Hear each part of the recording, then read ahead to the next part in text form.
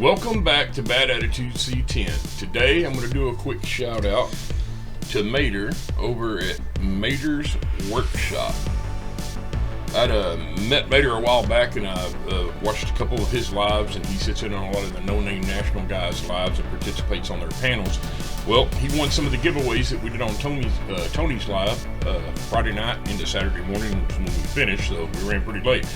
But Mater ended up winning several things, and so me and him went on ahead and met. And so I drove into Ennis and met him at Buc-ee's, and so I got his decal and gave him the stuff that he won. And Crystal, his significant other, hooked us up with some of the handmade products that she makes.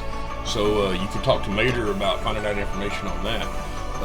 Otherwise, Mater's page is like this, and I'll put a link to him right down here. So again, it was nice to meet you, Mater and Crystal.